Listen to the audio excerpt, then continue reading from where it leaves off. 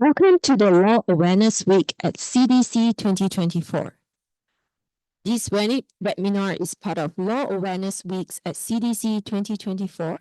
It is a collaboration between Pro Bono SG, the 5 Community Development Councils, National University of Singapore Faculty of Law, Singapore University of Social Sciences School of Law, Singapore Management University School of Law, the Singapore Counsel Association Pro Bono Chapter, and the Singapore Association of Social Workers, supported by the People's Association.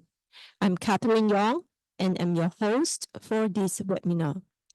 Today's webinar is Advanced Legal Planning on Wills and End-of-Life Matters, CBO. First, some housekeeping matters. Today, we will be using Pigeonhole Live for our Q&A session. You can submit your question at any point during the webinar and also upvote on any question that interests you. If you have a smartphone or a tablet with you, just launch your internet browser and enter www.pigeonhole.at into the address bar. Next, key in our event passcode, which is LawCDC 2409, as shown on the slide. Alternatively, you can click on the link shared in the chat function to launch Pigeonhole Live on your device. If you are viewing this webinar on your desktop or laptop, you should receive an invitation to launch Pigeonhole. Various URL links will be periodically shared on the chat function. You can click on the link shared to refer to after the webinar. The links will also be shared in a follow-up email tomorrow. Lastly, please note that today's discussion is not intended to substitute any form of professional legal advice. If you require specific legal advice, please consult a lawyer. With that, I would like to introduce our panelists for today's webinar, Ms. Peggy Sarah Yee, Dr. Adeline Lam, and Ms. Julia Lee. Peggy is the director of Pte Legal LLC and actively involved in various aspects of legal practice, acting for both multinational, local, and individual clients alike. She handles a broad spectrum of legal matters, in particular in the areas of family and civil litigation, real estate conveyancing, probate and estate, and corporate matters. Peggy is particularly interested and invested in family law matters. She considers it a privilege to be entrusted with a client's personal family matters. As such, she handles every such matter sensitively. She consistently strategizes for her clients so that they can best navigate the legal and emotional harms facing them. The goal is to achieve a solution that best addresses the client's needs and intent. She also believes that an acceptable settlement is preferable to an unsatisfactory judgment. Dr. Adeline is a senior consultant in general medicine and clinical co-lead for advanced care planning in Tock Seng Hospital. She is also a member of the National Advanced Care Planning Steering Committee. Julia is a senior director with Touch Community Services. Having spent 31 years of service with Touch, she is a registered professional donee for LPAs, a registered professional deputy for deputyship, and won the Outstanding Social Worker Award in 2014. In her work, she is experienced in managing ACP and end-of-life conversations, workshops, and talks with the community. Peggy, Dr. Adeline, and Julia, thank you for joining us today. Planning end-of-life matters are generally a daunting subject for most people, whether it be considered a taboo subject or because it is simply a complicated subject that people may misunderstand or prefer not to address. Our panelists are here to help us unpack these matters and gain some better insights. Mr. Tan, a retiree who has always been proactive about his health, began to seriously consider his future healthcare decision as he approached his 70s. One day, he initiated a conversation about advanced legal planning, including wills and end-of-life arrangements with his children who are currently living overseas. He told them that he would like to start planning ahead to provide peace of mind for his family and ensure they can help carry out his wishes. Julia, as a social worker and registered professional deputies in demise, we work extensively with senior. Can you share with us briefly what are some essential tools for end-of-life planning that Mr. Tan need to have in place so that the family will know what to do and respect his wishes when he is in a medical crisis or when he passes on? Hi, everyone. I'm really happy to be here today to talk about a topic that's very close to my heart, which is end-of-life planning. I know this might not be the easiest thing to talk about, but it's something important for all of us. So as a social worker who spends a lot of time with seniors in the community, I noticed that when it comes to end-of-life matters, many people tend to avoid the topic. It's understandable because it's a cultural taboo and nobody likes to talk about or think about death. So it's very common to see the elderly putting off this conversation with their loved ones or delaying taking steps to plan for their future. But you know, the COVID-19 pandemic has been a bit of a wake-up call for many of us. It's reminded us that life is fragile and unpredictable. And it's very important for us to pre-plan early and to make our wishes known to our loved ones. So you might be thinking, why is it important to pre-plan early for end-of-life matters, right? Well, end-of-life planning helps to ensure that our family won't have to make difficult decisions on our behalf during a medical crisis. The last thing we want is for our loved ones to be left guessing what we would have wanted, or worse, having disagreement over it. Yeah, thanks, Julia. Maybe can you share with us how to start end-of-life planning? Usually I break it up into two parts: what to do before you pass away and what to do after. So before you pass away, let's talk about what you need to do. While you're still around, you might not be able to make decisions due to a medical crisis, such as when you become seriously ill or lose mental capacity due to a major stroke or brain injury. So there are actually some useful tools that you may want to consider. The first one is the Advanced Care Plan, or ACP. This document is actually a way for you to let your family and healthcare team know in advance how you like to be treated if you get very sick.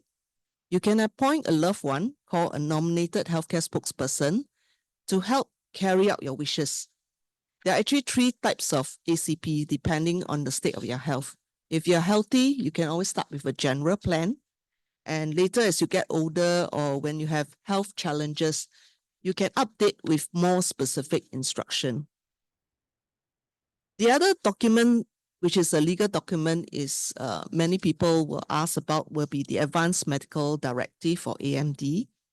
In this document, you can express how you want to be treated if you become seriously ill and can't communicate your wishes. And this document will help ensure that your choices for medical care are followed, even if you can't speak for yourself. And the last one, while you're still alive, right, is the lasting power of attorney, or LPA. This is actually a very important legal document. With an LPA, you can appoint someone you trust, called a donee, to make decision for you if you lose your mental capacity. This can cover personal welfare decision as well as financial and property matters. Most individuals are likely to appoint their own family members or trusted friend to be their donees for their LPA. For Mr. Tan's case, because his children is actually living overseas, he may want to consider appointing a professional donee to take care of his personal welfare and property and affairs in the event that he loses mental capacity. The professional deputies and donee scheme is designed as a lifeline for individuals with modest to significant assets to appoint a professional donee to take on this role. You can check out on the Office of the Public Guardian website for a list of professional deputies and donees if you wish to find out more and do some research on your own. Thanks, Julia, for your insights. Yeah, so these are actually documents before you need to do when you're still alive. And when you pass away, the other document that you need to put in place is actually a will.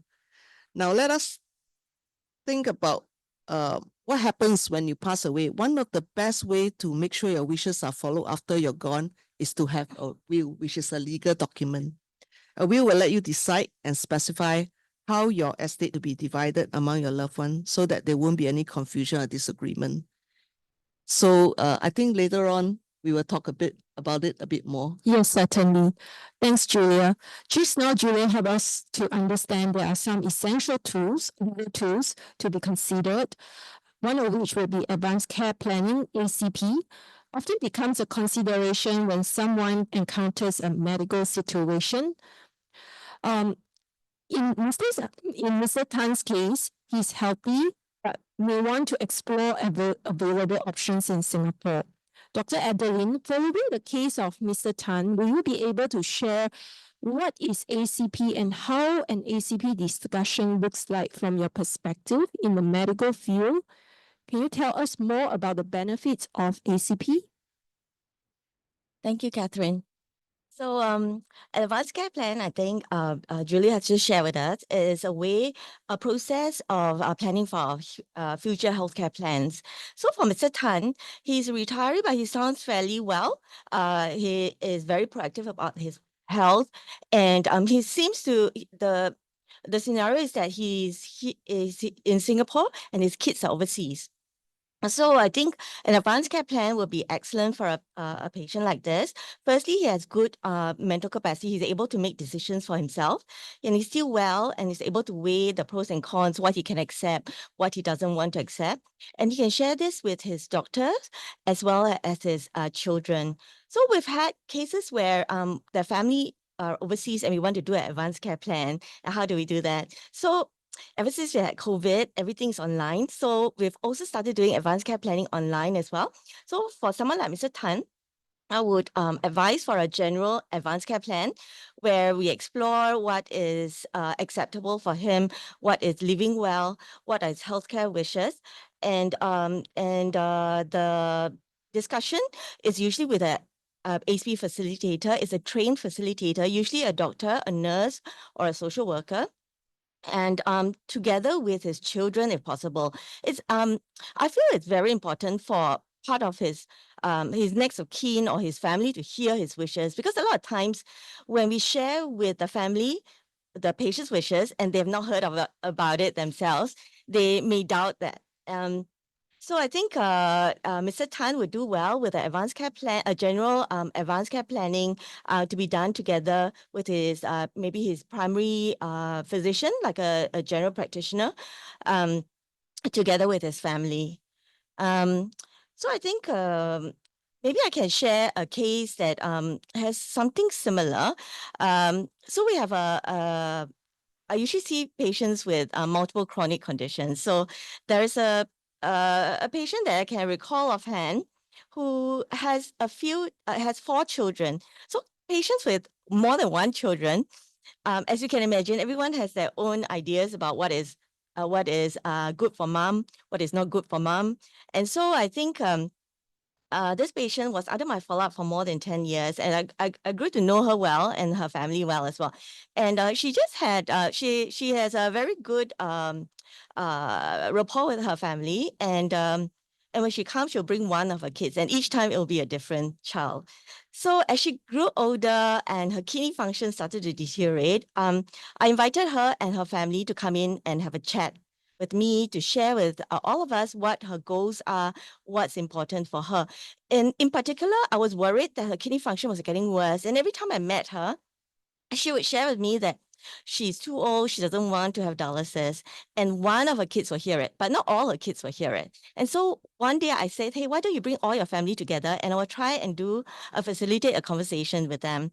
And so that's what we did. And she, sometimes when I see patients, I talk to them about the medical conditions. I don't spend as much time getting to know them as a person. So that day when I did the advanced care plan, this patient of mine shared with me where she grew up, how she was when she was younger. And she grew up in a farm where she enjoyed growing vegetables and having ducks and chickens around her. And she really enjoyed that. And she shared with me that as she grew older, she couldn't do a lot of those things that she enjoyed anymore because of arthritis. Her knees were hurting. She can't kneel down and do the gardening that she enjoyed. And at the same time, when I was hearing all this, her children were also hearing that. And then she shared with us that she's actually not keen to have a dialysis if she ever needed it. She was agreeable for other interventions that were not so aggressive, but dialysis was something she felt quite strongly about. And she shared with her family that it was something that she doesn't think she would want to put herself through. She felt that she's had a very good life, enjoyed her family. And what was important towards the end of life for her was actually to spend time with her family, spend time at home, and to be pain-free. So we documented all that, and all was well for quite a number of years. And then one day, this patient of mine was admitted for a pneumonia. And at the same time, we also found that her kidney function was getting worse, and she was at the point where she needed dialysis. So we got her chest infection better, but unfortunately, her kidney function continued to deteriorate. So at that time, her family had a discussion with the primary care doctors, and we called out the advanced care plan as well. And taking into account what she wanted, and the family knowing what they wanted, they actually all got together rather than fight among each other. They were united in getting mom's goals to happen, mom's goals to be a reality. And so they got together, they learned how to look after mom, they took mom home, and she spent her last days at home with her family around her. And that was exactly what she wanted. And so that's what advanced care planning is. It is sharing with your family and your medical care team what your wishes are, what you can't accept, what you can accept. And then when the time comes when you become very ill, you're not able to speak up for yourself, we can look at this care plan and we can try and respect it, and also get your family together to also respect the wishes at the end of life. I hope that helps to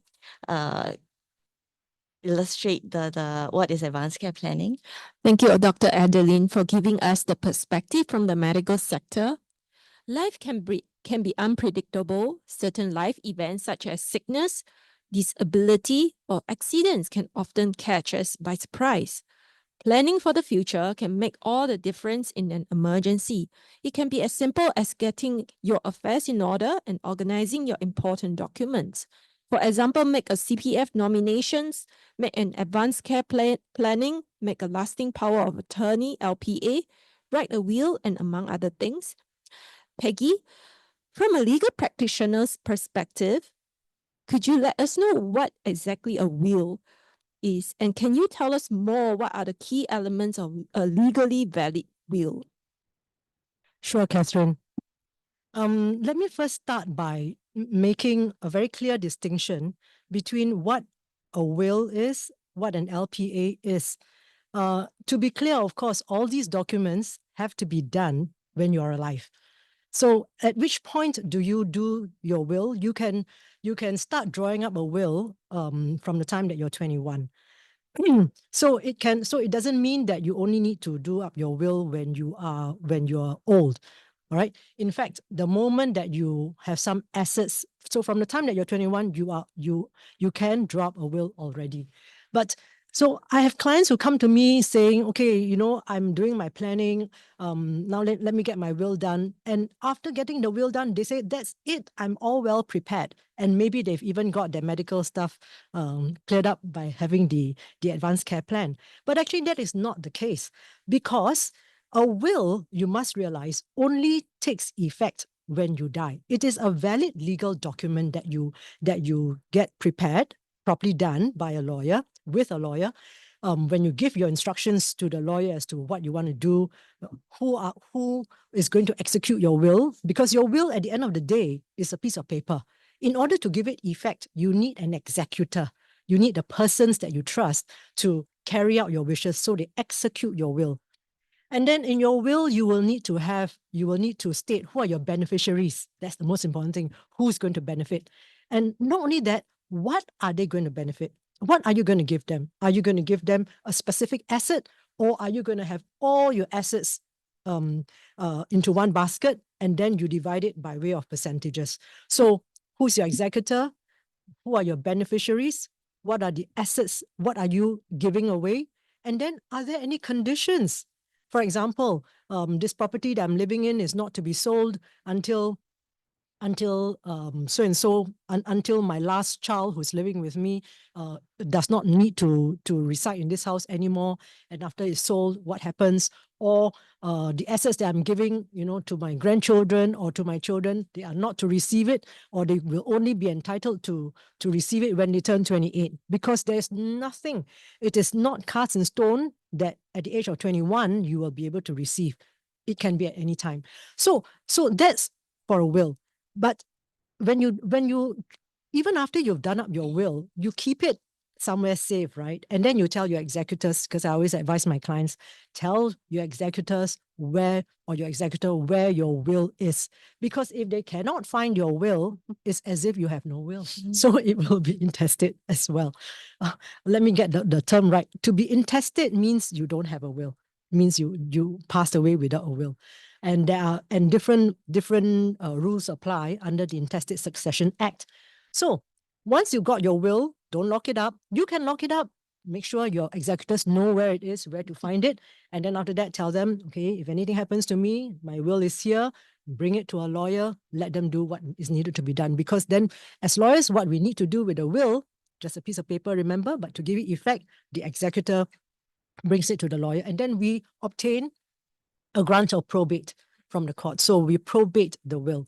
Now, if there is no will, does that mean that the person's, Mr. Tan's assets, does it, I have clients who will say, does it mean that the government will take it all away? No, it doesn't happen that way. Okay. If there is no will, that means the person has died intestate, and then the rules of intestacy come in. Okay, it depends on whether or not you've got a surviving spouse, have you got surviving children, siblings, etc. There is a ranking. So that is about a will. But there is also this tool called an LPA, which stands for a lasting power of attorney. Let me quickly make a distinction between a lasting power of attorney and a power of attorney. A power of attorney is a document that you draw up when, for example, let's say you are going to go outstation you're going to be posted outstation for 4 years. And then you've got your property here, you've got your car here. And then so you tell your sister, I tell you what, let me give you a power of attorney. You will take care of my property for me. If you find that it's the right time to sell, or when I tell you to sell, you can go ahead and do it, or you can sell my car, and etc. etc. That's a power of attorney. So it is for a specific period of time, and it is for specified purposes. A lasting power of attorney, affectionately known as an LPA, is done under the auspices with the Office of the Public Guardian, who do very good work. Big shout out to them. So a lasting power of attorney enables somebody like Mr. Tan, all right, to provide for what will happen to him should he lose mental capacity that you've heard Julia speak about. Because this can come about stroke, accident, all right? So if he loses mental capacity, but he doesn't die. So he doesn't die, therefore the will doesn't kick in, remember? And if the will doesn't kick in and he has got no lasting power of attorney, no LPA, then who is going to be able to access his bank accounts or to deal with his property and matters? So that's where you need a lasting power of attorney. So I want to be able to emphasize that it is crucial and absolutely useful that you draw up your LPA, and the process is made so simple. And all the way until the 31st of March 2026, it is free. for all Singapore citizens. So please go and do it. So the Office of the Public Guardian has been working, non-stop to ensure that there's a wider reach and to ensure that as many people as possible make an LPA. Why? Because if you don't have an LPA, Mr. Tan, as I said, will be stuck. Now, does that mean that the family is completely without remedy? No, because under the law, what the family can also do is to apply for a court order under the Mental Capacity Act for Mr. Tan's matters to be dealt with. But I will hasten to add that this of course is a very useful and important process. It is time consuming. You need doctors' reports, and the courts, rightfully so, are very stringent about granting such orders because it actually enables the appointed donees to be able to do what they want to. Okay, but of course, under the Mental Capacity Act, it would be under the order of court. So it has far-reaching powers. So the courts are rightfully very stringent. So it costs a lot of money, takes a lot of time, and all this can absolutely be taken care of if there was an LPA drawn up. Okay. Right, Peggy. I think just now we have heard about will. Could you also share with the audience who can be the executor and beneficiaries? Can the beneficiary be the executor? Yes. So executors, the executor, remember, comes from the word execute, not to execute and die, but execute as in to carry out something, right? So you remember, it's a piece of paper. Your executor carries out your wishes. So that's a very good question, Catherine, because who do you choose as an executor? Do you choose two persons because you want these two persons to check each other? Can. But if you choose two persons who don't get along, it's a recipe for disaster, because then in the end, both will either be at each other's throat all the time or nothing moves, and then you have to go back to court to change executor. Okay, so I would advise choose carefully. Choosing carefully is a very general term. How do you choose carefully? It has to be someone you trust and someone who is able to do things for you. If it is going to be someone whom you know is going to be unwilling, so please don't have rude surprises. If you are going to appoint an executor, please ask the person first, so and so. I'm drawing up my will. My lawyer says I need to have an executor. Is someone who's going to do all this. Would you be able to do it for me? And if the person says, no, not me, then please don't. Okay, because your executor needs to actually work for you. So your executor can, okay, so let's take Mr. Tan. Okay, his executor can be his children. Even though his children are overseas, it doesn't mean that they cannot be the executor of the will, because the order of court, the grant of probate is obtained by the lawyers. After that, the overseas children can be handling his assets. If these children who are overseas find it too cumbersome, then they will have to do something about it. Apply to court. But if they are also the beneficiaries, is it allowed? Yes. So an executor can also be a beneficiary. Okay. Thanks, Peggy. Can I ask Peggy a quick question?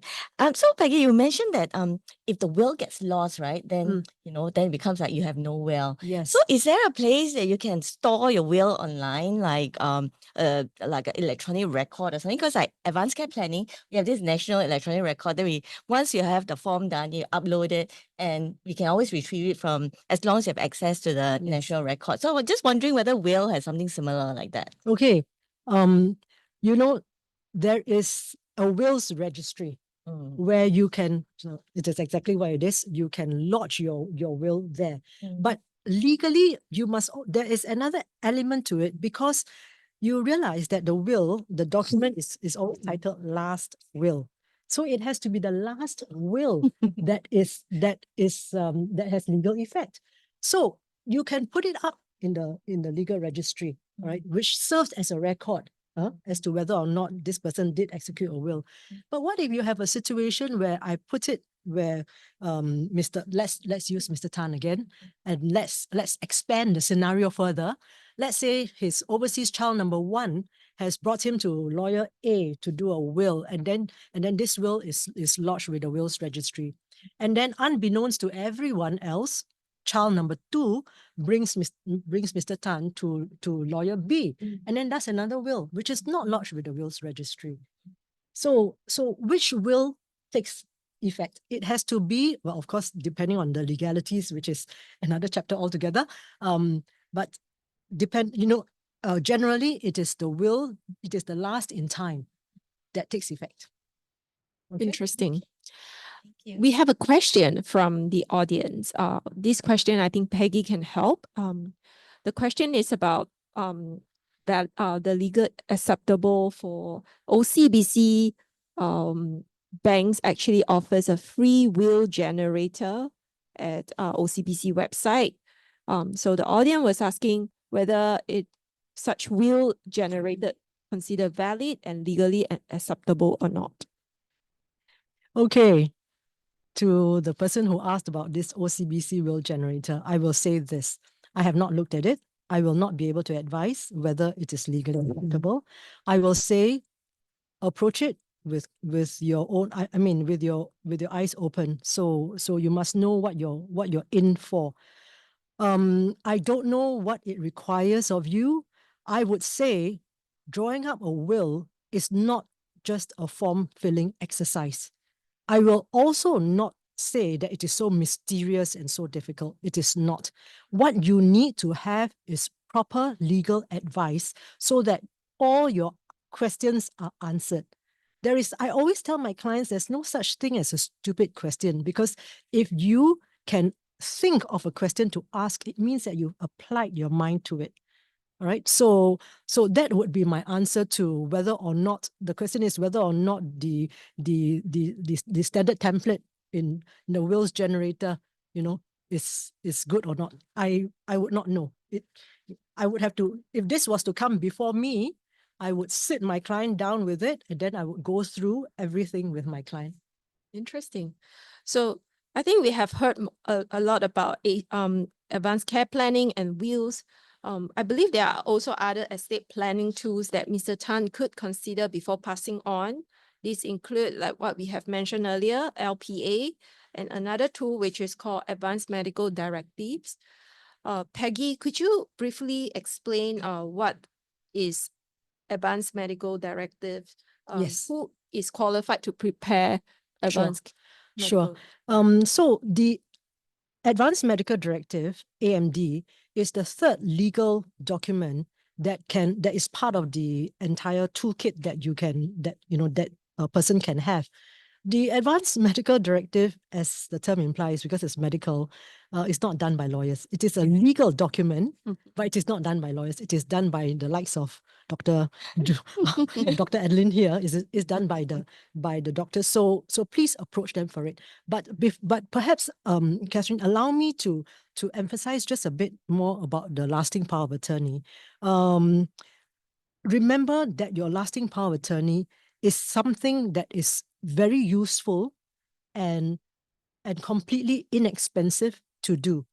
And because it has completely moved online, all you need to do is all you need to have is your SingPass, and then coordinate with the certificate issuer. There are only 3 classes of professionals who can be certificate issuers.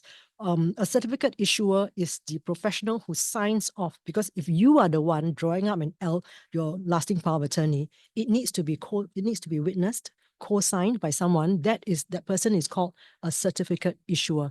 So the 3 classes of professionals who can be a certificate issuer would be psychiatrist, medical doctor, and or a lawyer. Okay, not and or a lawyer. So there are only these 3 classes. We have also another interesting question where Peggy can help to answer. Is there a difference between a will made with a lawyer and one done via My Legacy at Life SG? Okay. My Legacy and Life SG, is it? Yes. I make no comments about that because I have not seen it. So if I have not seen and perused that document, I cannot tell you what it is. What I can tell you is that if your will is properly, validly drawn up with a lawyer, with all the legal considerations there. That means you must have a properly appointed executor, properly appointed, it must be witnessed properly. And the way that you have prepared, you have provided for how your assets are to be distributed, who is supposed to take what, when, in what manner. If all this is properly drafted, then your will is good to go. The problems that can arise come about because of this. So sometimes I have clients who come with my clients will typically, not all of them, but some of them will say, but Peggy, my will, very simple, very simple. And then they will sit for 2 hours, So your simple will, what you think is simple, needs to be fleshed out, needs to be first documented and written in such a way that it is clear, it is understandable, and it is possible. Because, for example, if you drop a will, and in that will, whether it is in one of these standard forms that I don't know about, that I've not read, and if you say, this property that I'm now living in, I want it to be maintained as a family home, and it will never be sold. It must always be held by a Chan, for example. Okay, that's not valid in law. That's bad in law. So you need to know these legalities. Okay, and that's the worry. I don't know whether or not these will generators, or I've also heard of people who will do wills for you for $30, $50. Maybe there's good advice given, and if there is, very good. That's a very good insight, Peggy. We actually have heard from our panelists several types of end-of-life planning, including the legal documents that can be created. Thank you, Peggy, Dr. Adeline, and Julia. Let's consider some of the questions submitted by the audience. As a reminder to our audience, you can still submit questions through Pigeonhole. Our first question is, in advanced care planning, is there some forms that you can download, fill up, and then discuss with your loved ones? Can we have Dr. Adeline to help us to answer this question? Yeah, thank you. That's a great question. So if you someone mentioned My Legacy. My Legacy is an excellent tool for advanced care planning. It's got a lot of reading materials in it, and it can help you start the conversation with your family, and also for yourself. If you're doing the ACP for yourself, it's got tools in there that help you think about what are important things to consider before you go for your ACP discussion.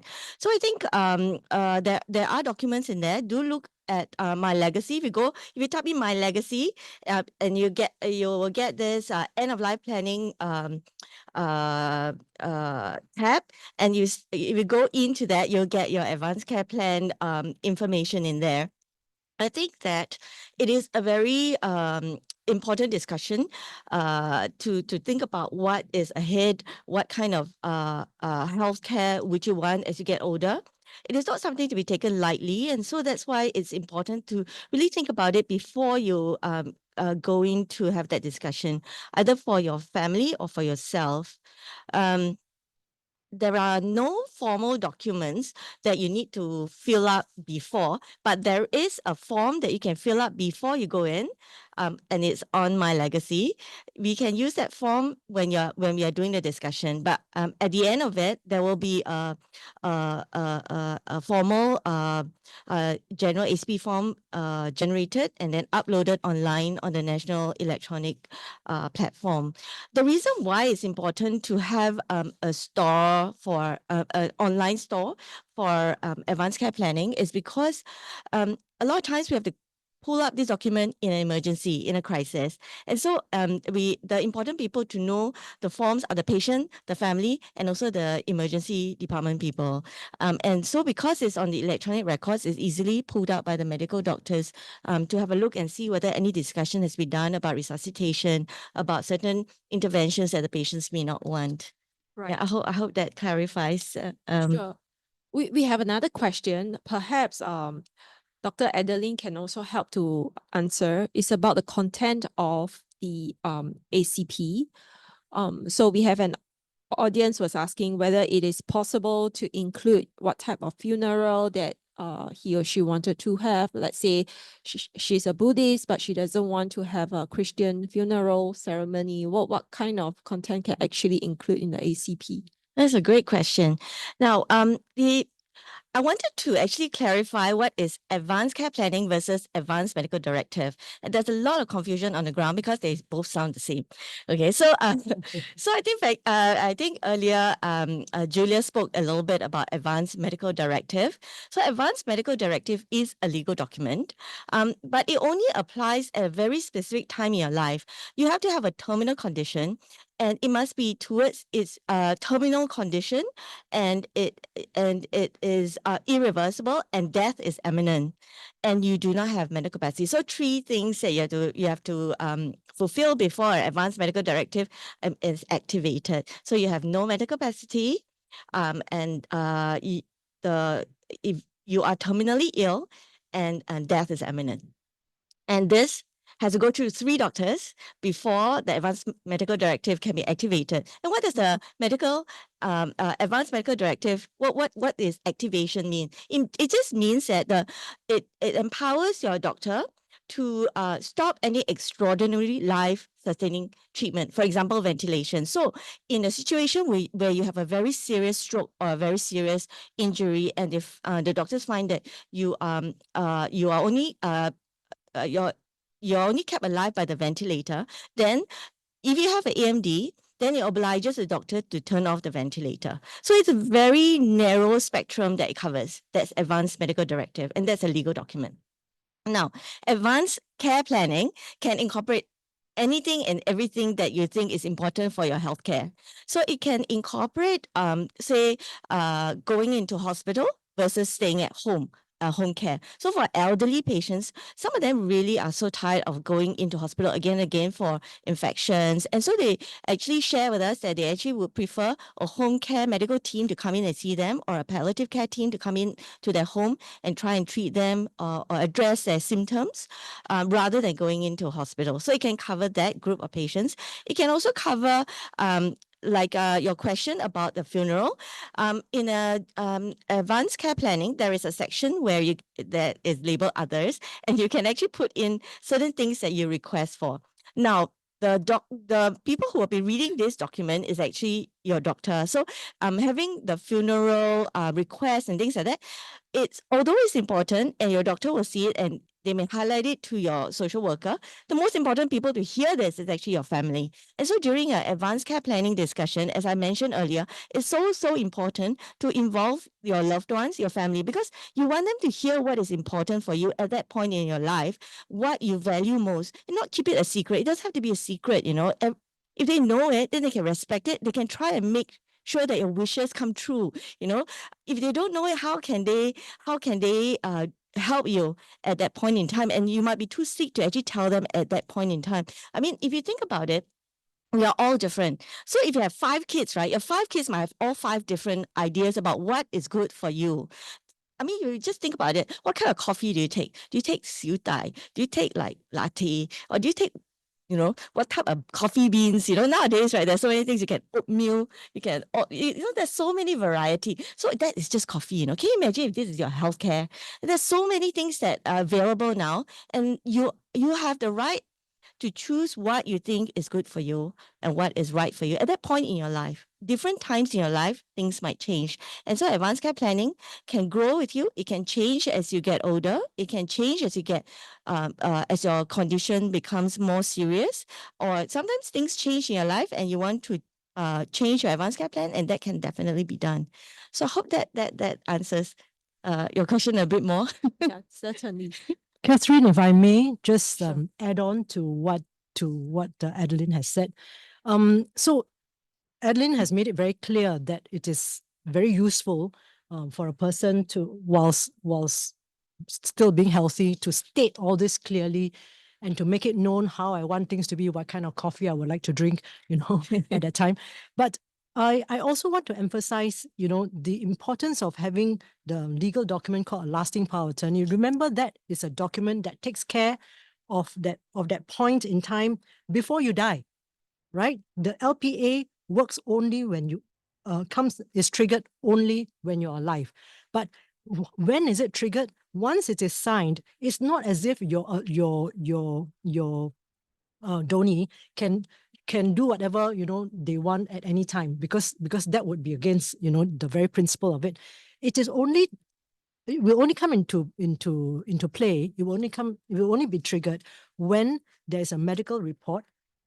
So assuming let's say Mr. Tan loses his mental, he's not able to make decisions. Let's not use the word loses mental capacity, which can have a legal definition. Let's say he's not able to make decisions for himself. Then his family can take his LPA, go to the doctor. The doctor will then fill up a form, because the doctor must first certify that he cannot handle his own matters, and then the LPA is triggered. And how does this tie in with what Adeline has said? Because you see, like Adeline said, if there are 5 children, everyone has a different opinion. But if Mr. Tan had, when he could, when he drew up the LPA, said, out of my 5 children, 3 are overseas. I'm going to appoint these 2 who are in Singapore and who are not fighting and getting along fine. Okay, they will be the, I'm the donor. Mr. Tan is the donor, the person who gives the power, and they are the donees. So because in an LPA, it covers 2 areas that can be taken care of. First is the personal welfare, the person of Mr. Tan. The other area would be property and affairs. So it is more generalized, okay, not as specific. We use the coffee example again, not as specific as in your advanced care plan, but because it covers these very, very big, wide areas. Personal welfare matters would cover things like who is Mr. Tan to live with, who does he live with, where does he live, that kind of decisions. All right. What does he eat, for example? You can make decisions like that. Property and affairs deals with his financial matters, his assets. What about his property, his cars, his bank accounts? All right. So when you have, because Mr. Tan, if he had done his planning properly, if he had gotten his LPA done, then this is taken care of. Thank you, Peggy. I think another question that I'm interested to find out from Julia, as a social worker and registered professional donees and deputies, have you ever come across where the kids are fighting against each other and want to against the wishes of the parents and wanted to have different resolutions of how things to be done? How do you resolve this kind of matter? I think this kind of situation is very common in a hospital when the family and the children cannot agree on the care arrangement and the medical treatment. And you can actually prevent all this thing from happening by first having that conversation with your children and your loved ones. Because when you have that conversation, they will be very clear. They have clarity of what you want and who will be the person will be representing the family, if you cannot speak up for yourself. Yeah. So is there a fee to appoint a professional donee? As a word says professional, that means there's remuneration. We are allowed to charge a fee for the service that we provide. So if we are appointed as a professional donee, when your LPA is activated, there's actually an hourly rated fee. Most, I think, professional donees will charge an hourly rated fee to perform the duties that has been given to us when you lose mental capacity. Right.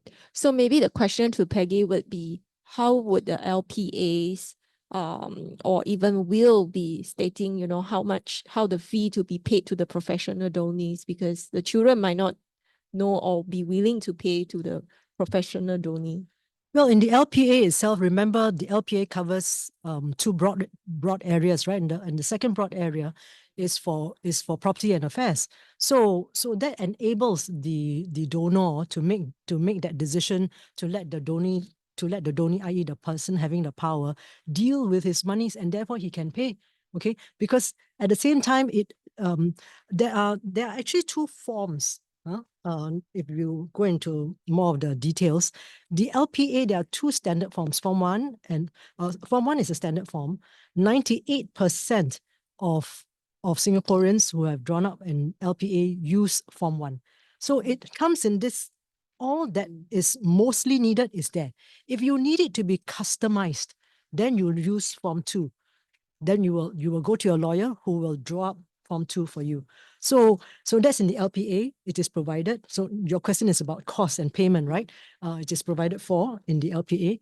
In the will itself, there will also be a clause to say that the executor, because the person who carries out, that the executor can make payment from the estate.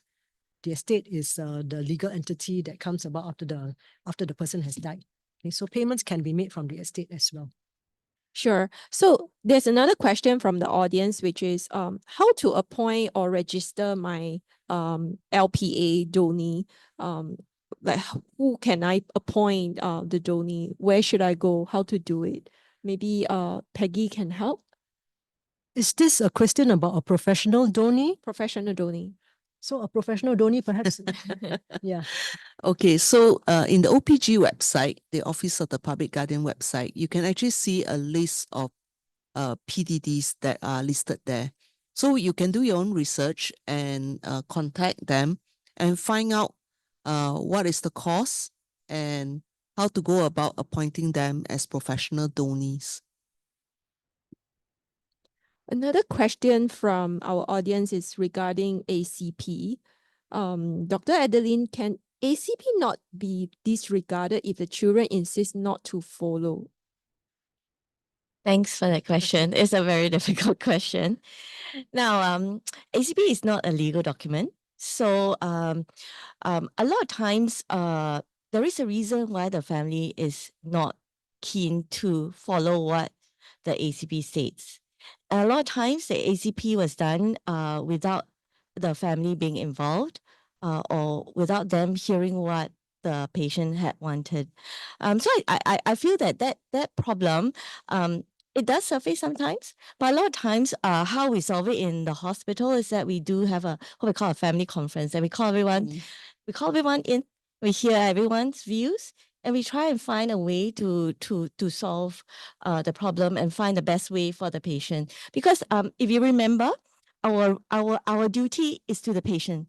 Our duty is not to the son, to the daughter, to the grandson, to the whoever is on the sidelines. And so we want to try and find a solution, because family conflicts are really bad for patients. And so that's why we do have open discussions and try and address what is troubling them.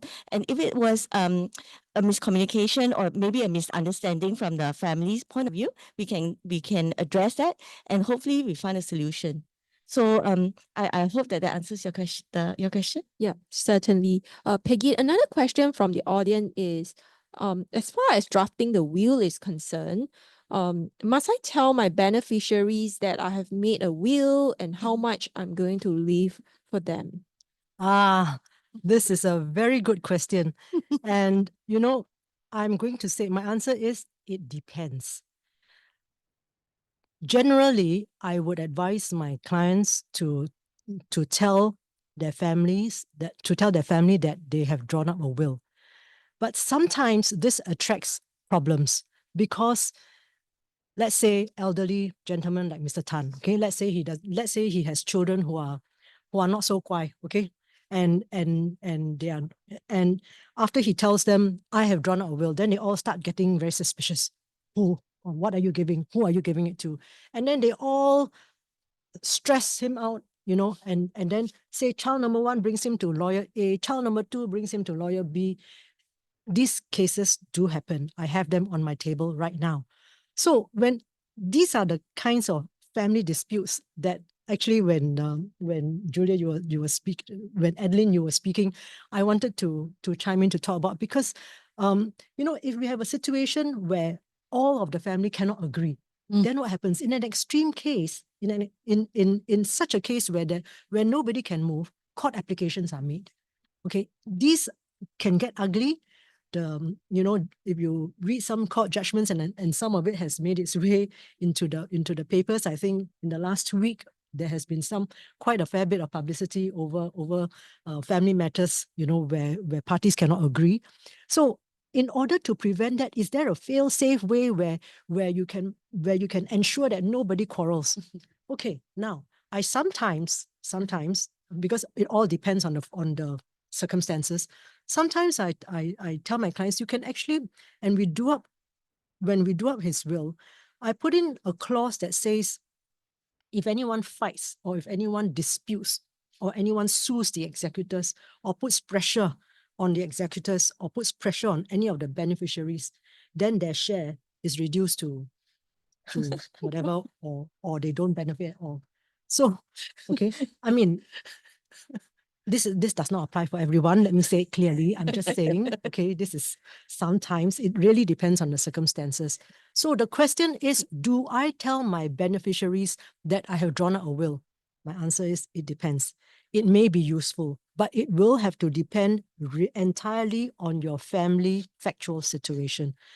Do you tell them that you are giving them or not to give them anything?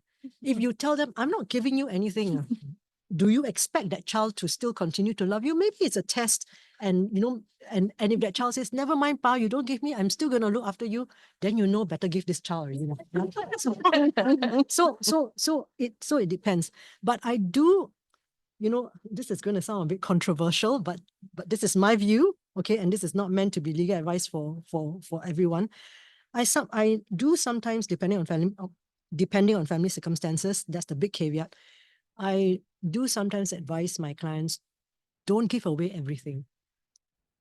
Because I have seen way too many cases, you give away everything, but the parents mean well, okay? Because they say, why do I want to take my money with me to the grave? I might as well let my children have it when they're adults right now. They will need it to start business, buy another property, which is what some grown-up children will tell the parents, sell your flat. Then I will take my share first, 分家, I'll take my share first so that then I can go and buy my property and then you can come and stay with me. And then it doesn't materialize. And then the elderly gentleman comes to say, Peggy, what can I do? You can't, because you've already sold. You have no other asset to your name. And then are you going to tell the son, but you promised that I will stay with you? It's not something that's legally, it is morally reprehensible on that child, but it is not legally binding. Okay, so do you tell? Do you not tell? What is the answer? It depends. Right. So as far as drafting of LPA is concerned, is there any criteria that our audience need to be considered in terms of choosing the donee in their LPAs? Yes. Firstly, I must say, when you are drawing on an LPA, you yourself must have mental capacity. If you don't have mental capacity, you cannot do an LPA. Two, your donee must also have mental capacity and must be above the age of 21. All right. So these are the legal requirements, and must be willing, because your donee must also sign consent and must also countersign the online application. LPA, by way of SingPass, must also sign. So those are the legal requirements. The practical requirements, the practical considerations would be, as I've stated earlier, make sure it's somebody that you can trust, and not because you are giving that donee the power to deal with your personal welfare. So if your donee is someone who is questionable, then after you lose your mental capacity with this LPA, your donee will go, yeehaw, I can do anything I want. Bye bye. I leave you in this flat. I'll lock you up here every day. Can he do that? Practically speaking, of course he can. But legally speaking as well, of course, if anyone sees it and knows about it, a complaint, this feedback can be brought to the Office of the Public Guardian, which is why I say the Office of the Public Guardian does excellent work. Okay, so that's the safeguard. So choose carefully. Julia, would your advice be different to choose multiple professional donees, just in case one of the donees would not be available or may have passed on? It is always good to have backup. So in LPA, actually, there's provision for it. You can have donee 1, donee 2, and a replacement donee. So Peggy, maybe another question is, how many times can a person will or LPA change or amend or update it? What's the process like? Hold on. Is your question about changing your will? Changing the will. When I say, perhaps let's use the right terms, you don't change your will. What you'll do is to draw up a fresh will, Okay. right? So you must bear in mind that the last in time is the will that takes effect. So I tell my clients, if today is the what is it, 21st of October, you come before me, you sign your will, I witness your will, two of us lawyers witness your will for you, okay? Bear in mind, your witnesses to the will, your beneficiaries cannot be witnesses. Your beneficiary can be your executor, but cannot be your witness. So to make it totally above board, it would be witnessed by lawyers, because we don't benefit from it. We're not the one who are going to receive any gifts. So I'll tell my client, if you sign a will before me today on the 21st of October, let's say in the morning, 21st of October, okay? And then 1 week later, 30th of October, you say, I've changed my mind. This particular son, I'm very suspicious, I'm going to change it. Can you? Of course you can. You can change your will every day. It is a valid legal document, but it does not become enforceable it has no legal effect until you die. Therefore, you can change it every day if you want to. Okay, so that's as far as a will is concerned. Because interestingly, I will also tell you, sometimes I've had matters where husband and wife come and sign a will, and both sign a will in the morning. Husband gives everything to the wife, and the wife says, I give everything to you also. Okay, then all sign hand in hand, they leave. By afternoon, one of them comes back and then changes the will. Okay, done. That can be done, and that so it is good practice, and I also make sure that when they sign, I make them write the time. Okay, so that's what I will. LPA, how many times can you do it? You can revoke, you can cancel, okay, and draw up a fresh one. But so when you draw up a fresh one, there will be a prompt to ask you whether or not you are revoking, because the registry at the Office of the Public Guardian has it all on record. So they will know whether or not this person with this SingPass NRIC has already drawn up an LPA. So if you have and you want to redo it, sure, because like Julia has mentioned, you can have DONI 1 and DONI 2. Bear in mind that DONI 1 and DONI 2 can have, maybe there's a time, let me explain this legal term. They can be exercising their powers jointly, which means that every decision they make, think about it this way, every decision they make, they must hand in hand do it jointly, or it can be jointly and severally. Jointly and severally means DONI 1, DONI 2, whatever decision they make, either DONI 1 or DONI 2 can make it. That's jointly and severally. Okay, so that's what the donor can opt for when drawing up an LPA in the forms. And then there's also a replacement DONI. Why do you want to have a replacement DONI? Because perhaps if one of the DONIs passes away, or loses mental capacity, cannot act, okay? Or maybe, DONI 1, maybe DONI 1 is a spouse, but after a while, there's an intervening divorce, and then you no longer want the divorced spouse to be your DONI, then you have your replacement DONI. Okay? How about Dr. Adeline? Have you ever seen your clients or your patients revoke AMD or maybe disputed by their children to say that the last spoke with the parent, they have the parent decided to change the AMD direction?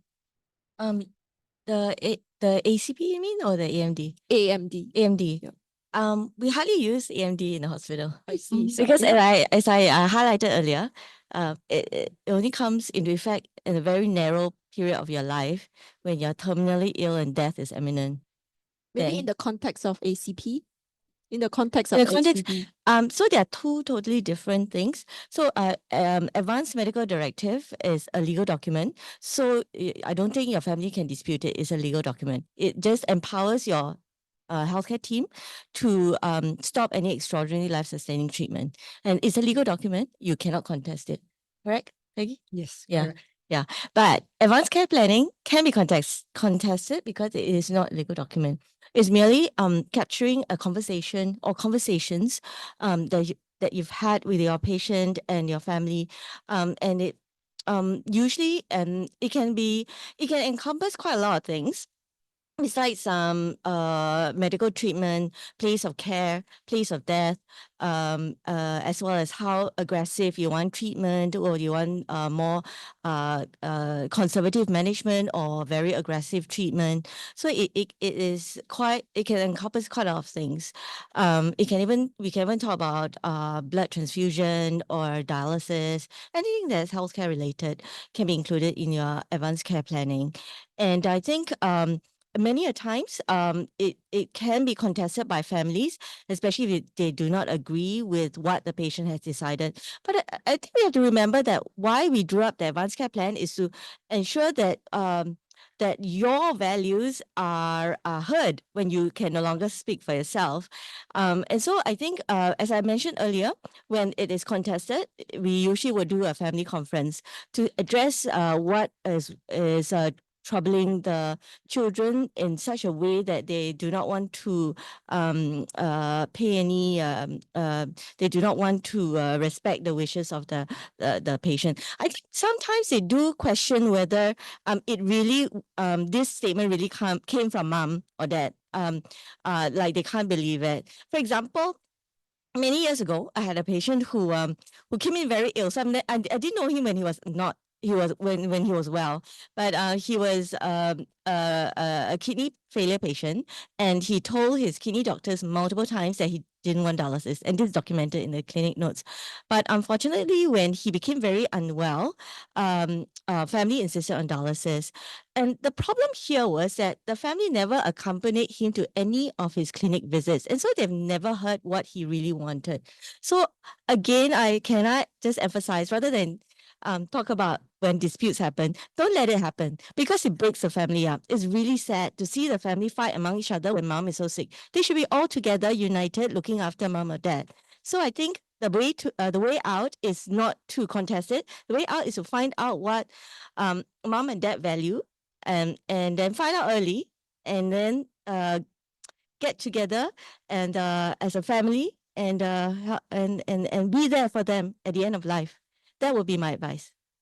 Thanks, Dr. Adeline. Peggy, there's another question, is a legal question. So the audience was asking, a lawyer drew up a will for me. He made a copy and signed it. He added that if I were to lose the original copy, the court will normally accept a photocopy one. Is that true? That is not true. That is not true. And well, if it's I don't know whether it's a real lawyer who did it. A photocopy of a will is not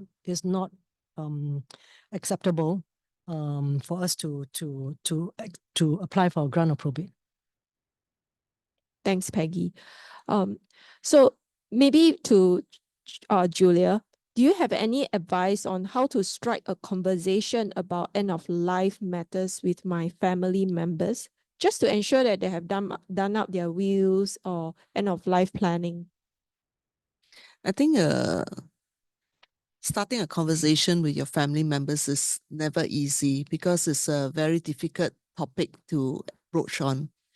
Some of my seniors who come to me, I suggested to them to actually share with them a story of someone that they know, or using a movie or whatever, to start the conversation. Because using some of these stories, it can actually get the conversation going. And it is important for them to actually be prepared to answer difficult question posed by the family members. Because some of the things that you say, maybe the family members will also want you to elaborate and know why you say certain thing, or why you want certain things to be done in a certain manner. So having that open conversation, it will be helpful if there's also a facilitator. Without a facilitator, sometimes the conversation can go way out. And with a facilitator around, it helps to bring a balance to the conversation. So Julia, there's also another question about professional deputyship. So apparently this audience saying that he or she will ask about his net worth, which he is not comfortable with to disclose. Does it mean that for low net income and high net income would basically something that need to be disclosed when professional deputyship were asking about how come this kind of network required to disclose? Is it something that you are familiar with? Okay, so the professional deputy Sandoni scheme is meant for individuals with modest to significant assets. If the person don't have any assets, there's actually nothing to manage. So I think what we look at is even in simple assets will be like they must at least own one property. So a HDB property can worth a few 100,000 currently in the market. So that will be sufficient actually to at least cover the living expenses of the person in the event that they lose mental capacity. Otherwise, if you don't have any money or any property, there's nothing much that the professional deputies can do for you. Yeah. Catherine, maybe I also add in, Mm. following along the same line, you know, Mm. as to how to start this conversation. How then, if you've not drawn up your will, when should you draw it out? Do you wait till, I've stated already, from the time that you're 21, you can draw up a will. Do you need to wait till you are much older to do it? Really, I think one has to look at the family circumstances. Mm. But I would say that especially when you have assets and you have children, and if you have more than one, and you know that you are going to be distributing your assets, even if you say, but it's okay, Peggy, I'm going to distribute it equally. I have a situation where my client before me drew out a will and said, I'm dividing everything equally between this number of children. So you would have thought, very fair, what? You know, everything is nice and hunky-dory. But no, because one of these children took him to make yet another will. And then, so there is still fighting. So although there is no fail-safe way to say how can you stop your children from doing things like that, but I think having very open discussions, I always say, when everybody comes back for dinner, okay, and whilst you're still very lucid and your children know that you are still fit, that means you are still having control, and that you're still the patriarch or the matriarch of the family, sit everybody down and say, let's make this clear. I have made provisions. No need to tell them exactly, you are going to get this, you're going to get this. Or if you tell them, then if they don't get how, I don't know. Okay. But it would be good. I mean, in an ideal world, it would be good if the testator, that's the person who's going to draw up the will, if the testator can have a very candid conversation with the family to say that, I'm going to ask Koko and number one and his wife or the first two boys to be the executors. All right. I'm telling you all, these are my plans. These are my personal plans. So you need not even ask them for their consent. Why do you need to? Because my clients will say, let me go and ask my sons and daughters first. Then I say, but why? If you say that you cannot make decisions on your own, then, and you have to ask them for their input, then I would not even witness your will. Is it because you are afraid of them? Is there duress? Or is it because you really don't have the mental capacity and therefore you want to check in with them? But if you are afraid of them, then there has to be proper legal advice to be given, because you are dealing with your own assets and the way that you want things to be done. Why do you need to ask them for their consent? So, and it's you may not believe it, but sometimes when I tell my clients that and reason it out that way, and they say like, yeah, 其实不需要问他们. Actually, I don't need to ask them. So I feel it is about empowering them with knowledge. Definitely. Peggy, there's another question. Is about this audience. He is in the process of writing a will for himself and he already met his lawyer personally, but he was told to lease down the assets. But his concern is about, as he continue to live, the asset lease will likely to change over the time. How would you advise, in terms of drawing up a new will? Sure. That's a very good question. And it is one that I get all the time. In fact, it shouldn't even be a question because it should be something that is advised.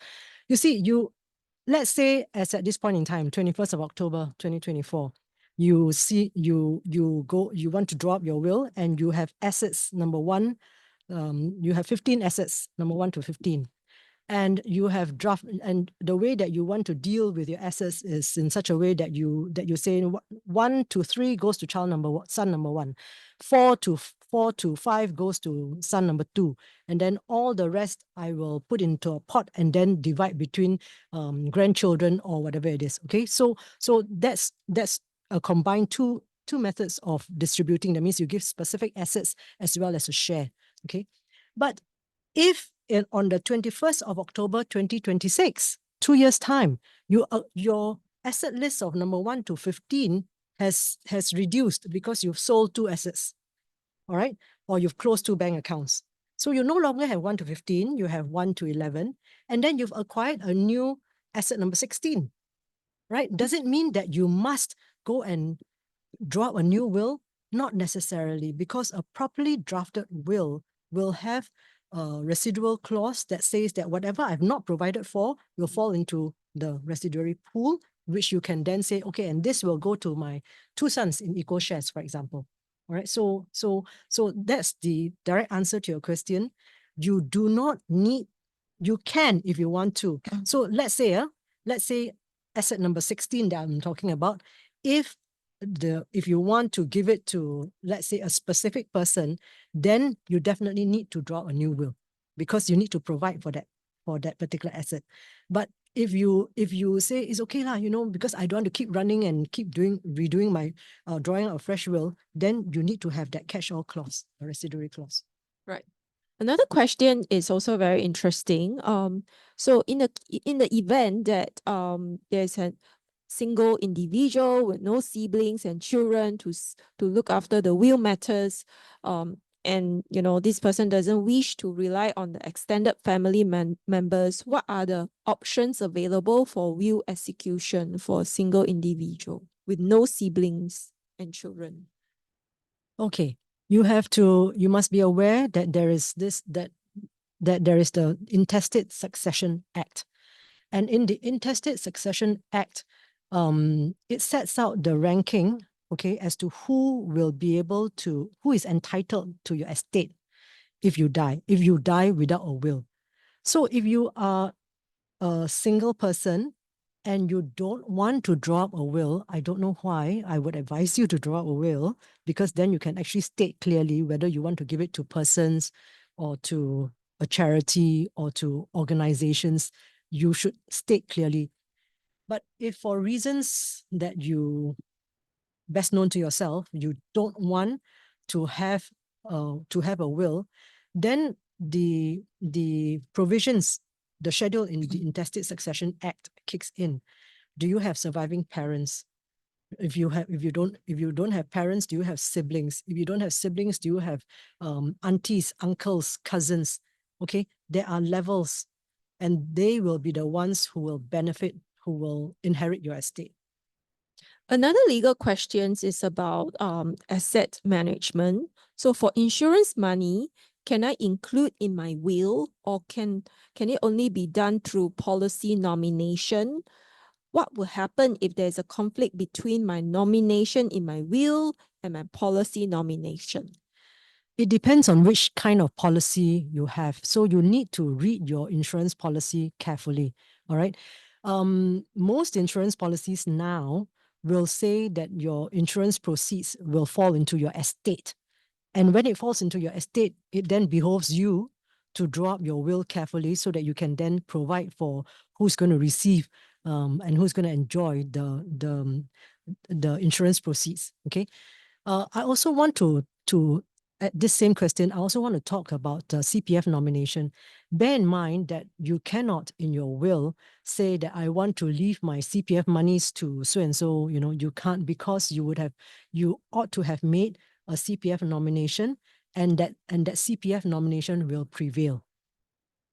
So another question is about medical consideration. So Dr. Adeline, can you share about what to consider if we want to do organ donation or allowing my body to be used for medical research upon death?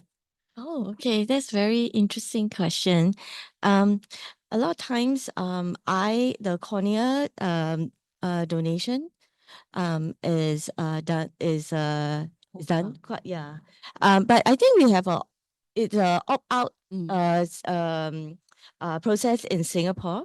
So I think the organ donation is definitely something that we do encourage.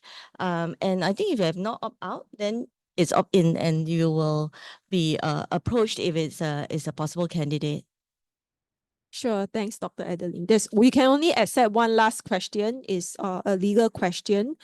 Peggy, what happened if my appointed beneficiary name in the will has passed away before me?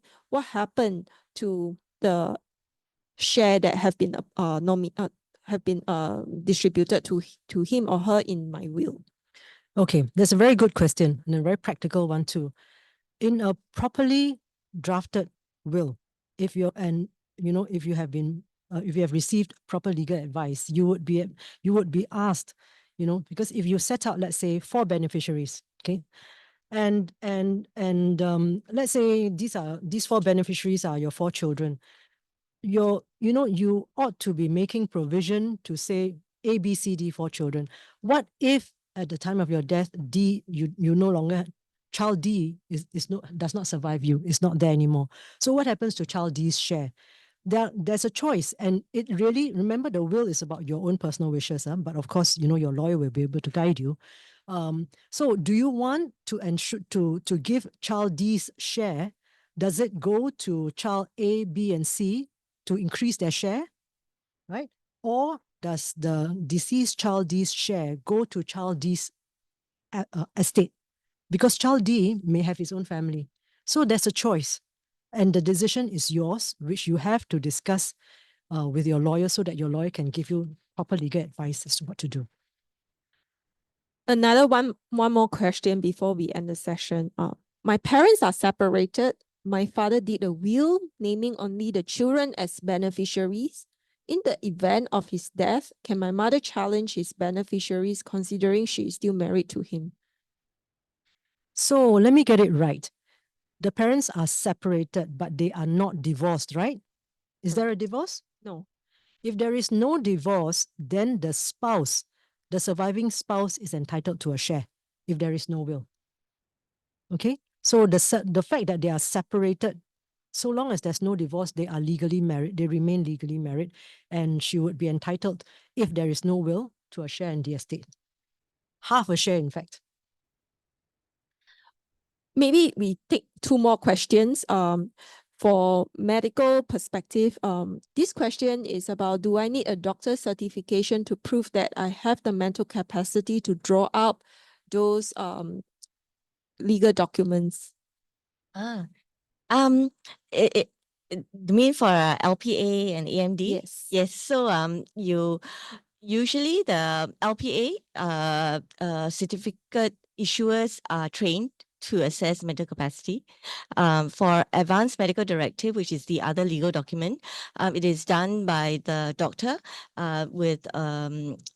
so yes, the doctor will assess whether you are signing the form under duress or you have the mental capacity to make decisions at that point in time. So a lot of times we get asked to sign LPAs in the middle of an admission where the patient's not well, and we will usually not do that because it is not appropriate to do a LPA when the patient's not well and may not be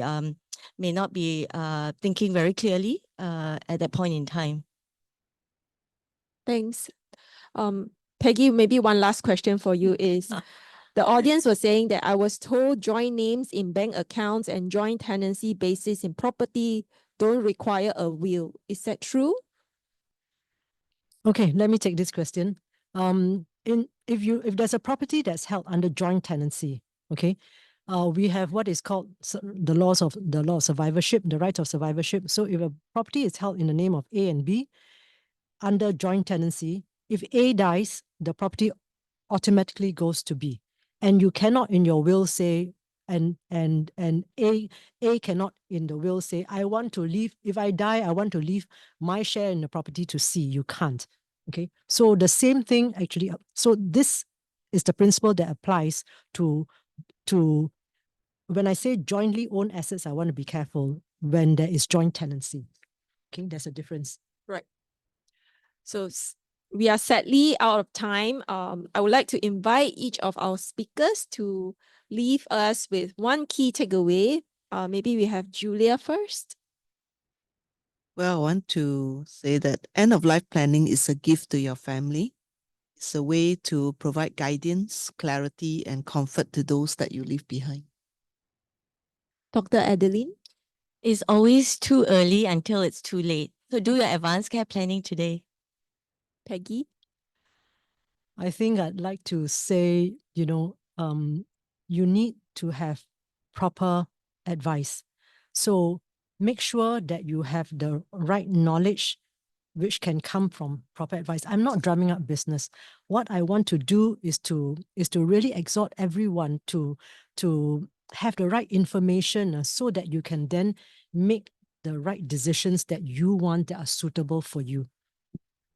thank you very much. We have to bring our Q&A session to a close. If you found this webinar beneficial and would like to share it with your family or friend, the recording of this webinar will be made available on Pro Bono SG YouTube channel in 2 weeks' time. The link will be dropped into the chat. This Wednesday at the same time of 7:30 p.m., we have webinar Advanced Legal Planning Sharia. What is Sharia? What does the Islamic law say about you planning for your later years? Are you unsure where or how to start? Concerned about what happens after the demise of a loved one under Sharia law? It's never too early to plan ahead for the future, and the most precious gift you can leave your family is peace of mind. Imagine having the confidence that your loved ones will be taken care of according to the Islamic principles and having your last wishes respected, no matter what the future holds. Join our moderator, Eve Anthony, and speakers, lawyer Halija Mohammed and Wustas Kama Mokhtar, as they share essential legal tools and strategies for advanced care planning within the framework of Singapore Sharia law, ensuring your family is supported and your desires are honored in accordance with Islamic values. Gain valuable insights into wills, trust, advanced care planning, and more, equipping you with the knowledge to provide your loved ones with lasting peace of mind. Don't miss this opportunity to secure your future and protect what matters most. These and many more webinars are part of Law Awareness Weeks at CDC 2024. You can visit the website go.gov.sg/law-CDC or the event page on Pro Bono SG website, or Law Go Where to register for the webinar, or the many more webinars available. The links will be dropped into the chat function.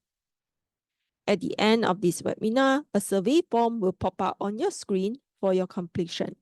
We appreciate your comments as it would be used to improve future webinars. Lastly, after today's fantastic sharing from our panelists, and find that you require legal guidance on your legal issues, do write to help@probono.sg. We would like to express our gratitude to Peggy, Dr. Adeline, and Julia for sharing your knowledge and experiences with us. With that, on behalf of Pro Bono SG, we would like to thank all of you for joining us today and have a good week ahead.